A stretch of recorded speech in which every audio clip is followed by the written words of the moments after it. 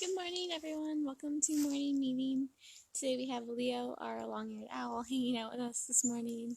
As always, let me know where you guys are tuning in from today. If you guys have any questions, I'd certainly love to answer them.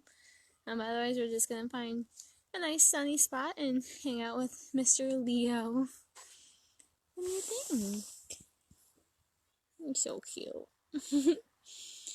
So Leo is a long-eared owl, which is a really funny name, considering if you look at his head, those little tufts are not actually ears. So his ears are actually on the side of his head, just like us. So if you see that little brown ring right around his eyes that goes all around his face, right behind there is where his ears would be. So his ears are actually on the side, just like us. One's high, one's low. So owls have much better hearing than we do. So they can hear way better than we can, because those ears can hear everything going on above and below them. Hey, vulture friend. You do. Why their name is really, really silly.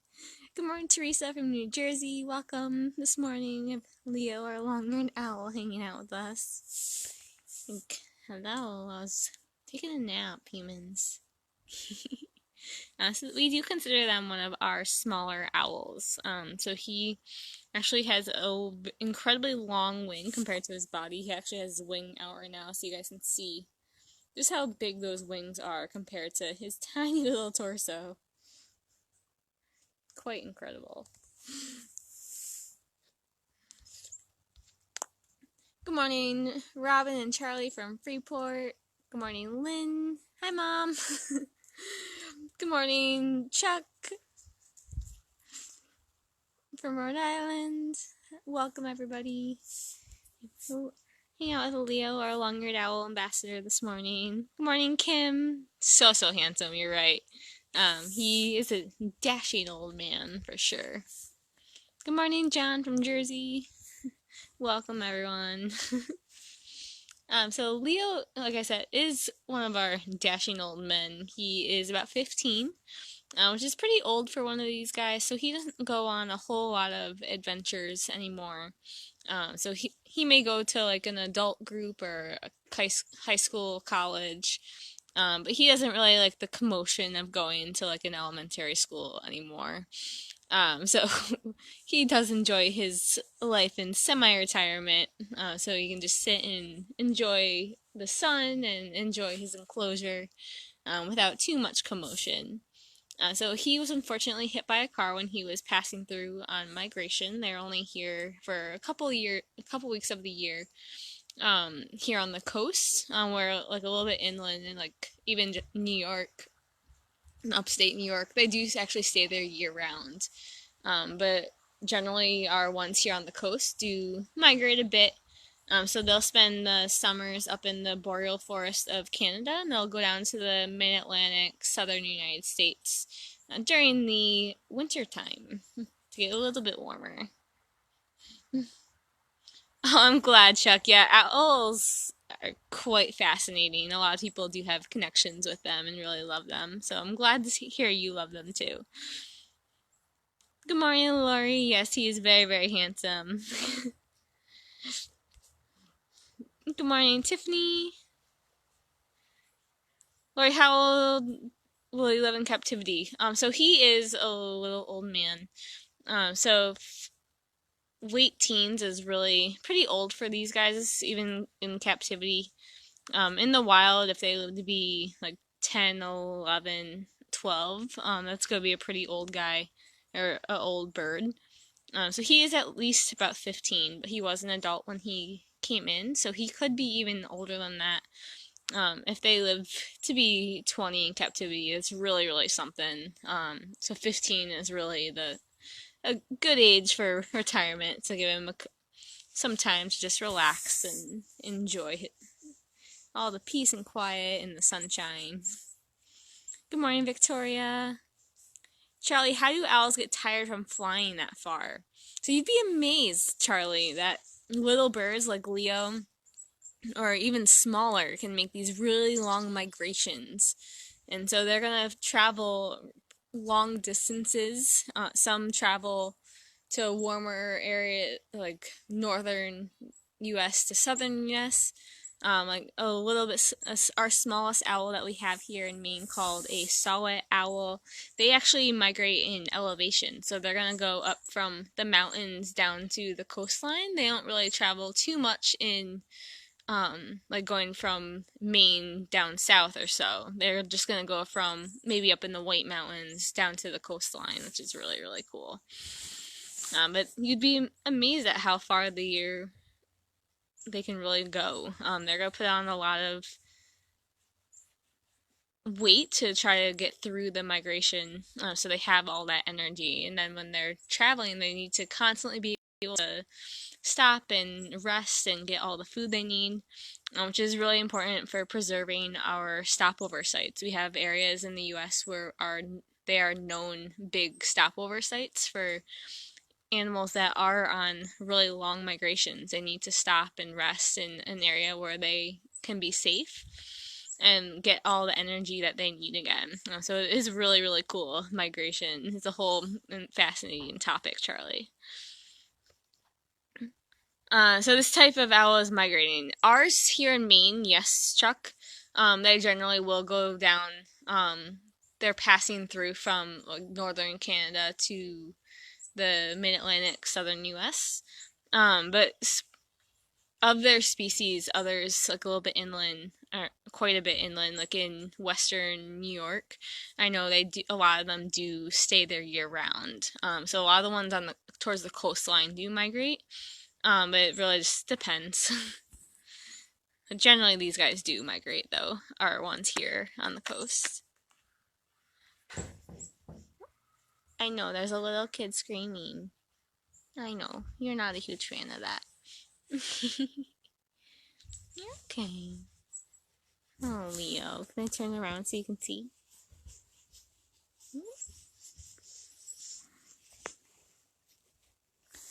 What do you think, Leo? Some sunlight? These are often seen soaring over marsh areas. Yeah, Chuck, they're really, really cool. So their call is more like the whoo whoo sound. They don't have a long, pretty call like our bards or our great horns, but it is indicative of them. What are you doing? Having trouble getting your balance? Want to go for a walk? We can do that. Yeah, so you can see right now the way he's sitting, just how long that wing is compared to his body. And his wings are actually really great for us being able to show right there. So all those little finger-like projections coming off that wing. So for those of you that have seen our Owl Prowls or any of our live programs, we have a picture of that all blown up. So that is called a fluted edge, and that is part of the reason why owls have silent flight. So those little, what are you doing? Leo. We can move. So those tiny little fingers break up the wind as they fly. But owls also have incredibly soft feathers, and so between the two of those, that's why our owls have silent flight. Imagine if you're a little owl like Leo, you don't want predators to hear you moving around. If you're a big owl, you want your prey to hear you coming. So most healthy wild owls will have silent flight, which is really, really cool. Are long-eared and short-eared owls related? Chuck asks. I'm not actually sure what. Yes, all of our owls are in the same family of birds called Strigidae. How closely the long-eared owls and the short-eared owls are in terms of their genus and species relation, I'm not sure, Chuck. I'd have to go look that up. Nice question, though. Of course, these guys are... Leo, what are you doing? Our long-eared owls are not the only tufted owls that we have here. We do have great horns and our screech owls. Where is it? Right here. Leo. Hey. There you go.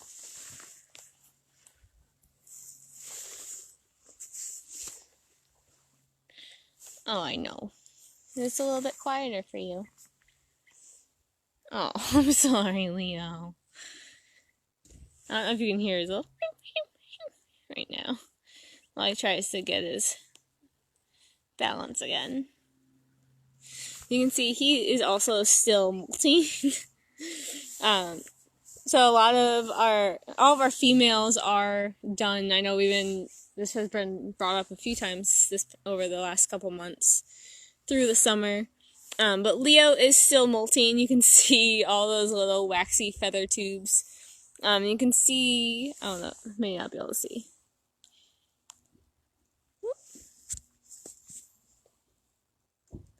So that second feather in, you can see how the tip is white. And then as you go up the feather, it is black. So that means that feather is still growing. So that means it is still a blood feather, we call that. So once the feather is done growing, that's when the wax is going to turn white because the blood isn't flowing through it anymore. And that's when he can start to preen it off and get it off so that the feather becomes exposed, just like this one. And so you can see on his fluted edge, that feather is still being replaced right now. So he'll pick the waxy tube off. Sometimes we'll help him a little bit depending on where it is. Because of his injury, sometimes he has a little bit of a harder time getting to them. So we do help as long as it's not going to hurt and as long as they will let us. So it's all up to them.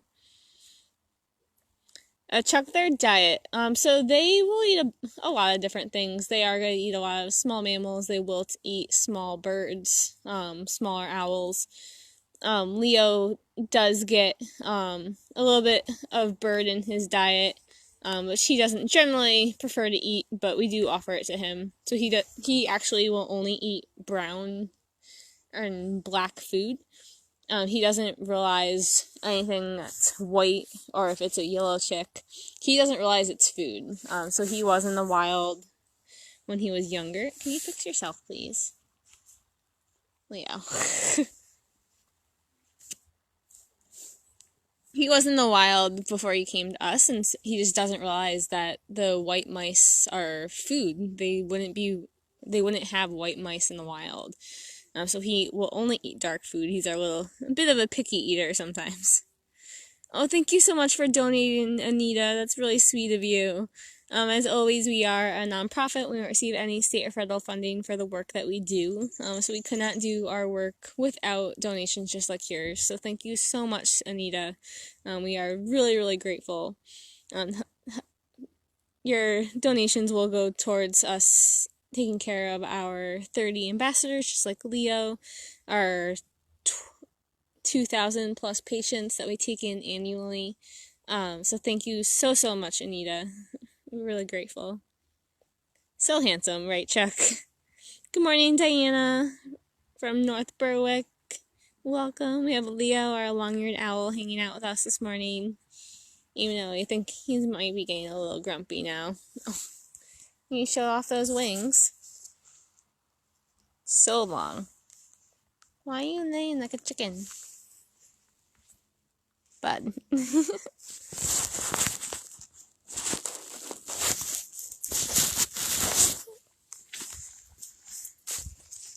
Here. We'll go away from the car.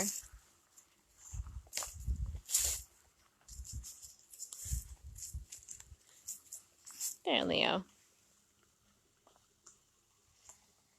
I know. Better? Can you fix yourself, please? Good morning, Anne. Welcome. Leo.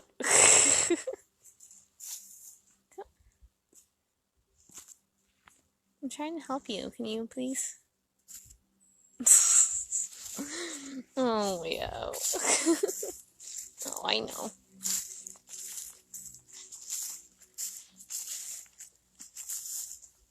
I tried to find a nice sunny spot for you. There you go. That better? What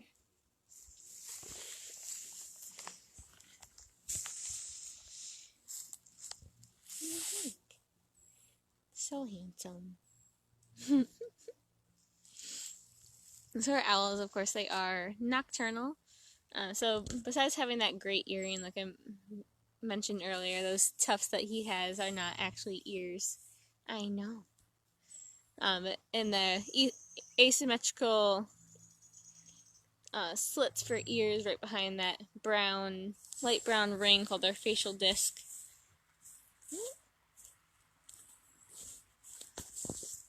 There we go. So that essentially points sound down into their inner ear, so they can hear way better than we can.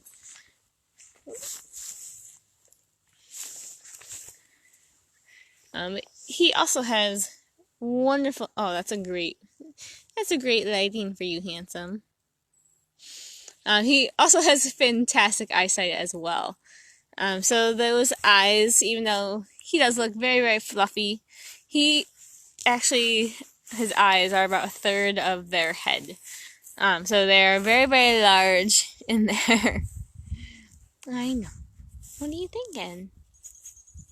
Like, I'm thinking it's a little bright for me, Leo.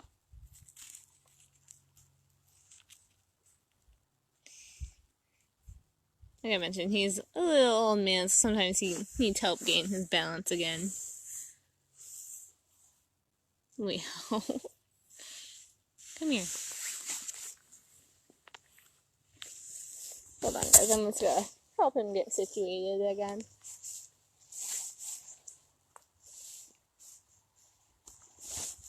There we go. Is that better? You baited, and now we're comfy again. Is that better? Good boy, Leo. So they do have fantastic eyesight. Their eyes are about a third of their head. They go straight back. They're essentially like eye tubes. So they go right back, unlike us. So he cannot move them or roll them like we can. He doesn't have eyeballs. They don't have peripherals like we can, which is why it's really important that they can move their head. And so he can move about 270 degrees, which means basically directly behind them, a little bit more, come back straight forward and do it the other way as well. So that's why we do see them turn their head in all sorts of directions. They actually have more vertebrae than or double the amount of vertebrae than a human. And actually, even more than a giraffe as well, in this tiny, tiny little body. That neck joint is incredibly flexible as well, so they can turn in all sorts of directions to help them see everything that's going on around them. They have a lot more rods and cones, so the parts of the eye that are responsible for how we see, so those help him see at night. These guys are a more nocturnal species. They're going to only be out dead middle of the night when it's very, very quiet. Because they are a little owl, so they are worried about predators and stuff like that. But they are actually cool because they are one of the few species that will roost together. So in a tree, when you do have them nearby, there could be over 100 long-eared owls sitting in a tree together roosting for the night, which is really cool. That's not a normal owl behavior that we typically see, so that makes them pretty cool. They are going to live a bit deeper in the woods, however. We don't see them too often. But you're so handsome, though. Yes, very, very handsome, Betsy. And Victoria and Joanne, yes, very, very handsome. Good morning, Anne. Alright, Leo. You are just so good looking in this light. I will give you that, bud.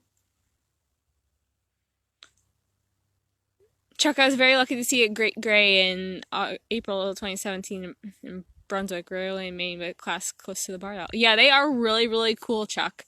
You definitely got really lucky. I know I follow some of the nature pages for New Hampshire, and we actually just had our first snowy owl sighting of the season over the last week or so. which is really, really exciting. 'Cause they do migrate down here during the wintertime. They are our largest owl species. They are a bit bigger than our great horns, which of course are resident owls. They do stay here. But what we see is with the snowies, it's the girls that are coming down. So the boys are actually pure white. They stay way up in the Arctic where normally both the male and the female would normally be, of course, during breeding season. And the boys are pure white because they're staying up there in the Arctic. They're blending in with snow. And the girls are the ones that have the spots because they're coming down through the East Coast, down into the Mid-Atlantic a little bit, just to get a little bit south for food. So the boys will stay north and then the girls will come down for food and then they'll go back up in the springtime. But that's really, really lucky. That's awesome, Chuck. I'm glad you got to see that. They are quite magnificent. They're quite large. I've never seen one in person, so that's really, really cool. Right, Leo? Oh, what is it? I know, you hear the cars driving by. You're such a goof, Leo. You're fine. Having some balance issues today, bud. Oh, I didn't know that, Chuck. Great Greys are world's largest in size, but not in mass. That's cool. I did not know that. Yeah, I'd love to see one someday, but of course I'd rather would see them in the wild, so. Anytime you get the chance to enjoy some space with a wild animal is definitely an adventure. Leo. What do you think? Like, I'm ready to go back to bed, humans. So we are gonna walk him back. I'll show you guys what his enclosure looks like. We will wrap up in a few minutes. If you guys have any last questions, I can certainly answer them. But otherwise, we're gonna walk back with Leo to his home. I can show you guys where he lives. Good morning, Perry. He is a long-eared owl. His name is Leo. So he has been with us since 2006. So he's our little old man. He was unfortunately hit by a car when he was migrating through. So these guys will normally live up in the boreal forest of Canada, and then that's where they'll spend their summers, and then come down to the mid-Atlantic southern United States in the wintertime. At least that's what our long-eared owls in Maine do. So he was hit by a car. Unfortunately, it's amazing he did survive though, because he is quite little. He only weighs about 1/3 of a pound, so it's quite amazing he survived. But he is semi-retired now here at the Center for Wildlife because of his age. And he doesn't necessarily enjoy all the commotion of going to younger classrooms. So he does a lot of our, older high school, college, some adult groups, depending on what's going on. So he definitely enjoys his semi-retired life. Victoria had a pair of great horns in Northampton for 3 or 4 years. Love listening. They are really, really cool. Actually, I had a pair also that was nesting outside of my apartment in Portsmouth as well, which is really cool to listen to at night. But they are really, really common here, our great horns, as well as our bards.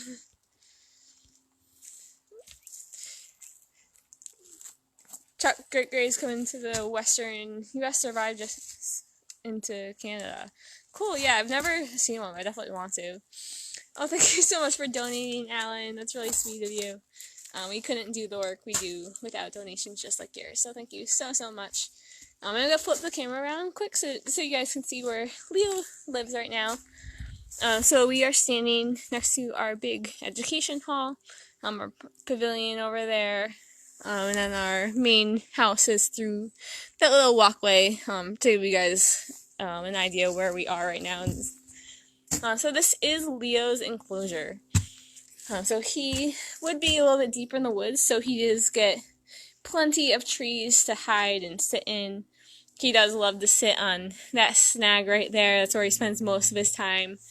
And then sometimes he'll sit up on that branch right under his skylight.